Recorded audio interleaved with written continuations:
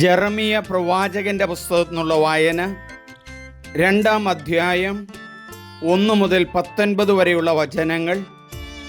1-ാം ഭാഗം. ഇസ്രായേലിൻ്റെ അവിശ്വസ്തത. കർത്താവ് എന്നോട് അരുളി ചെയ്തു, നീ ജെറൂസലേമിൽ ചെന്നു പറയുക, കർത്താവ് അരുളി ചെയ്യുന്നു, നിന്റെ യൗവനത്തിലെ വിശ്വസ്തതയും വധുവിനെടുത്ത സ്നേഹവും ഞാൻ ഓർമ്മിക്കുന്നു.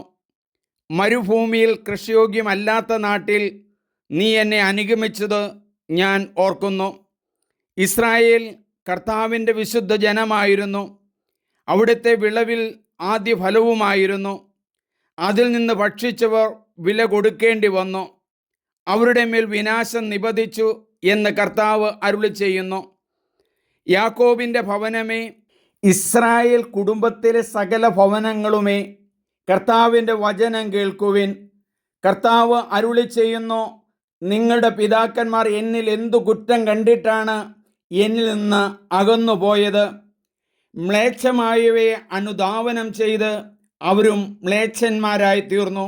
ഈജിപ്തിൽ നിന്ന് മോചിപ്പിച്ച് വിജനഭൂമിയിലൂടെ മരുപ്രദേശങ്ങളും ഗർത്തങ്ങളും നിറഞ്ഞ വരൾ ബാധിച്ച മരണത്തിൻ്റെ നിഴൽ വീണ നാട്ടിലൂടെ ജനങ്ങളെ നയിച്ച കർത്താവ് എവിടെയെന്ന് അവർ ചോദിച്ചില്ല.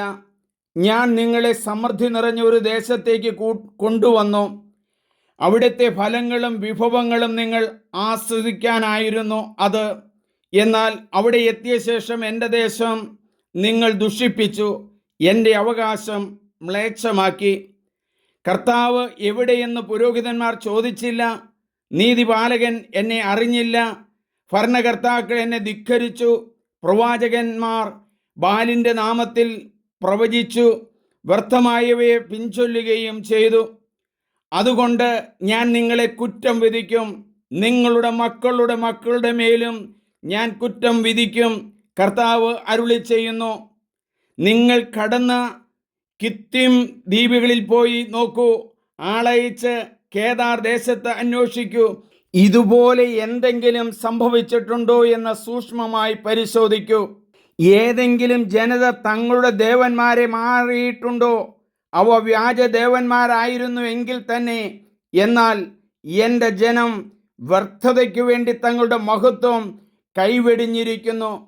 ആകാശങ്ങളെ ഭയന്നു നടുങ്ങുവിൻ, സംഭ്രമിക്കുവിൻ, ഞെട്ടിവിറയ്ക്കുവിൻ. കർത്താവ് അരുളി ചെയ്യുന്നു. എന്തെന്നാൽ എൻ്റെ ജനം 2 തിന്മകൾ പ്രവർത്തിച്ചു. ജീവജലത്തിൻ്റെ ഉറവയായി എന്നെ അവർ ഉപേക്ഷിച്ചു. ജലം സൂക്ഷിക്കാൻ കഴിവില്ലാത്ത പൊട്ടക്കിണറുകൾ കുഴിക്കുകയും ചെയ്തു. ഇസ്രായേൽ അടിമയാണോ? അടിമയായി ജനിച്ചവനാണോ? അല്ലെങ്കിൽ പിന്നെ എന്തിനാണ് അവൻ ആക്രമണത്തിനിരയാകുന്നത്? സിംഹങ്ങൾ അവൻ്റെ നേരെ ഗർജിക്കുന്നു. അത്യുച്ചത്തിൽ അലറി അവൻ്റെ നാട് അവ മരുഭൂമിയാക്കി. അവൻ്റെ നഗരങ്ങൾ നശിപ്പിച്ചു വിജനമാക്കി. മാത്രമല്ല, മെമ്പീസിലെയും നിന്റെ ശിരസിലെ കിരീടം തകർത്തു. യാത്രയിൽ നിന്നെ നയിച്ച ദൈവമായ കർത്താവിനെ ഉപേക്ഷിക്കുക വഴി നീ ഇവയെല്ലാം സ്വയം വരുത്തി വെച്ചതല്ലേ? നൈൽ നദിയിലെ വെള്ളം കുടിക്കാൻ ഈജിപ്തിൽ പോകുന്നത് കൊണ്ട് നിനക്കെന്ത് ഗുണമുണ്ടാകും? യൂപ്പട്രീസിലെ വെള്ളം കുടിക്കാൻ അസീറിയയിൽ പോകുന്നത് കൊണ്ട് നിനക്കെന്ത് ഗുണമുണ്ടാകും? നിന്റെ തന്നെ ദുഷ്ടതയായിരിക്കും നിന്നെ ശിക്ഷിക്കുക. നിന്റെ അവിശ്വസ്തതയായിരിക്കും നിന്നെ കുറ്റം വിധിക്കുക. നിന്റെ കർത്താവായ ദൈവത്തെ ഉപേക്ഷിക്കുന്നത് എത്ര ദോഷകരവും കയ്പ് നിറഞ്ഞതുമാണെന്ന് നീ അനുഭവിച്ചറിയും. എന്നെക്കുറിച്ചുള്ള ഭയം നിന്നിലില്ലെന്ന് സൈന്യങ്ങളുടെ ദൈവമായ കർത്താവ് അരുളി ചെയ്യുന്നു. സ്നേഹമുള്ളവരെ, ഈ ഭാഗത്തെ കാതലായ വചനം വരുന്നത് 13-ാം വചനമാണ്. എൻ്റെ ജനം 2 തിന്മകൾ പ്രവർത്തിച്ചു. ജീവജലത്തിൻ്റെ ഉറവയായ എന്നെ ഉപേക്ഷിച്ചു. ജലം സൂക്ഷിക്കാൻ കഴിവില്ലാത്ത പൊട്ടക്കിണറുകൾ കുഴിക്കുകയും ചെയ്തു. ജീവജലത്തിൻ്റെ ഉറവ യഹോവയാണ്. ആ ജീവജലത്തിൻ്റെ ഉറവയെ ഭക്ഷിക്കാനും പാനം ചെയ്യാനും അനുഭവിക്കാനും രക്ഷിക്കാനുമാണ് യഹോവ മുമ്പോട്ട് വന്നത്.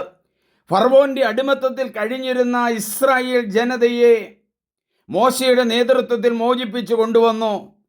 അന്ന് അവർ യൗവനത്തിലെ വിശ്വസ്തതയും വധുവിനടുത്ത സ്നേഹവും ദൈവത്തോടുണ്ടായിരുന്നു. ഇന്നതെല്ലാം വിട്ടിട്ട് പൊട്ടക്കിണർ കുഴിച്ചു. പൊട്ടക്കിണർ എന്ന് പറയുന്നത് ഇസ്രായേൽ ജനത പോയ മ്ലേച്ഛതകളുടെ കൂട്ടമാണ്. ആ കൂട്ടമിട്ടുകൊണ്ട് ദൈവസ്നേഹത്തിൽ നിന്ന് അവർ മാറിപ്പോയി എന്നുള്ളതാണ് സത്യം. അതുകൊണ്ട് ജെറമ്യ പ്രവാചകൻ ഇവരോട് ചോദിക്കുകയാ, കർത്താവ് എവിടെയെന്ന് പുരോഹിതന്മാർ ചോദിച്ചില്ല. ദൈവത്തിൽ നിന്നും അവർ അകന്നു എന്നാണ് സൂചിപ്പിക്കുന്നത്. നീതിപാലകൻ എന്നെ അറിഞ്ഞില്ല. സത്യവും നീതി നടക്കേണ്ടിടത്ത് നീതിപാലനം നടത്താതെ തിന്മയുടെ കൂടാരത്തിൽ അവർ ആവസിച്ചു. ഭരണകർത്താക്കൾ എന്നെ ധിക്കരിച്ചു. ദൈവം കൊടുത്ത പ്രമാണങ്ങളിൽ നിന്ന് ലംഘിച്ചു. ബാലിൻ്റെ നാമത്തിൽ പ്രവചിച്ചു. നിരവധിയായ പാപങ്ങളിലാണ് അവർ പോയത്. അതുകൊണ്ടാണ് യഹോവ അവരുടെ മധ്യത്തിലേക്ക് അടിമത്തം തുടങ്ങുന്നതിന് മുമ്പ് ജെറമ്യ പ്രവാചകനെ അയച്ചുകൊണ്ട് ആ ജനത്തിൻ്റെ 2 പാപങ്ങൾ വെളിപ്പെടുത്തി കൊടുക്കുന്നത്. ജീവജലത്തിൻ്റെ ഉറവയെ അവർ ഉപേക്ഷിച്ചു, പൊട്ടക്കിണറുകൾ കുഴിച്ചു. സത്യത്തിൻ്റെയും സ്നേഹത്തിൻ്റെയും പാതയിലേക്ക് കടന്നു വരുവാൻ ജെറമ്യ പ്രവാചകൻ ഇസ്രായേൽ ജനതയെ ആഹ്വാനം ചെയ്യുകയാണ്. ഈ 2-ാം അധ്യായത്തിലൂടെ നമുക്ക് ദൈവത്തോട് നന്ദി പറയാം. ദൈവമേ, സന്ദേശങ്ങൾ നൽകുന്നതിന് ദൈവമേ നന്ദി. സ്നേഹമുള്ളവരെ, നിങ്ങളെല്ലാവരും ഇത് സബ്സ്ക്രൈബ് ചെയ്യണം, ഷെയർ ചെയ്യണം. ദൈവവചനത്തിൽ വളരാം, ദൈവമക്കളാകാം. ദൈവമേ നന്ദി, ദൈവമേ ആരാധന. എൻ്റെ പേര് സണ്ണി പുൽപ്പറമ്പിൽ. നിങ്ങളെല്ലാവരും ഇത് സബ്സ്ക്രൈബ് ചെയ്യണം, ഷെയർ ചെയ്യണം. ഹല്ലേലൂയ.